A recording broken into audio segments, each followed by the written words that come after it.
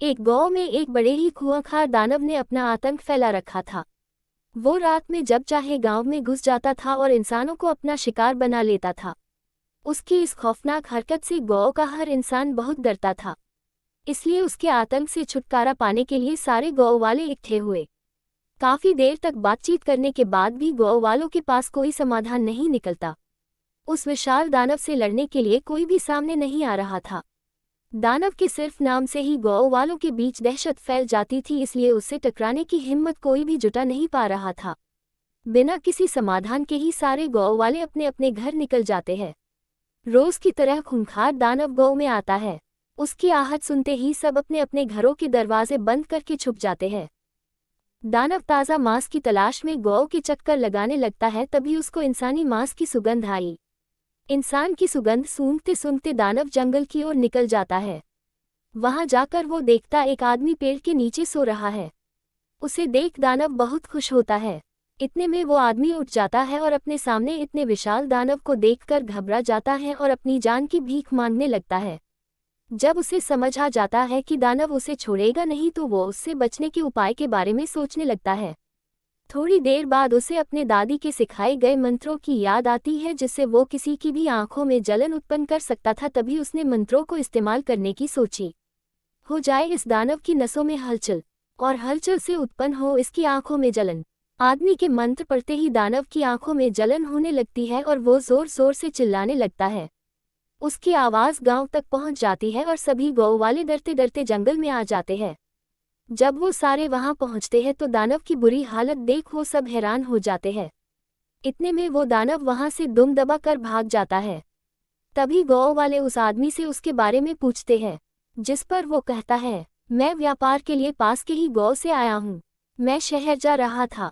रात बहुत हो गई थी तो मैंने सोचा कि मैं यहाँ थोड़ा आराम कर लूँ, लेकिन ये खूंखार दानव यहाँ आ गया। ये सुनाने के बाद गांव वालों ने उसे दानव को अकेले ही धूल चटाने का राज पूछा, जिस पर उसने बोला, आदमी बताता है मेरी दादी एक तांत्रिक है, उन्होंने मुझे अपनी सुरक्षा करने के लिए छोटे मोटे मंत्र सिखाए हुए हैं। उसकी की बदौलत आज मैं जिंदा हूँ। ये सब सुन गांव वालों ने उस आदमी से उनकी मदद करने की, जिस पर उस आदमी ने उन सब की मदद के लिए अपनी दादी को बुलाने का वादा किया। आदमी की बात सुनकर सभी गांव वाले बहुत ही खुश हुए। अगले ही दिन वो आदमी अपनी दादी को गांव में ले आता है। गांव वालों सारी बातें सुन दादी ने बोला, दादी कहती है आप सबको आज रात को मिलकर एक बड़ा यज्ञ करना पड़ेगा। उस यज्ञ को करने पर उस दानव की ताकतें कम हो जाएंगी। उसके बाद मैं सब संभाल लूंगी।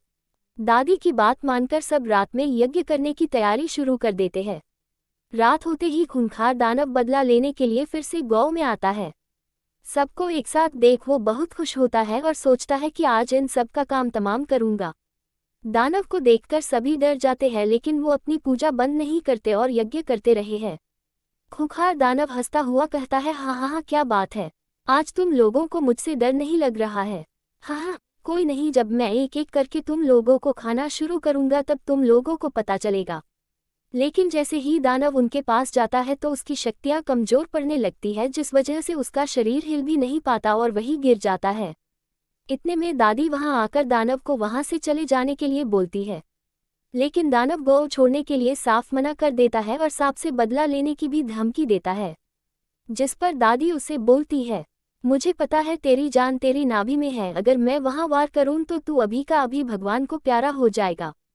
ये बात सुनकर दानव घबरा जाता है, लेकिन अपने घमंड में आकर वो गांव छोड़ने से मना कर देता है।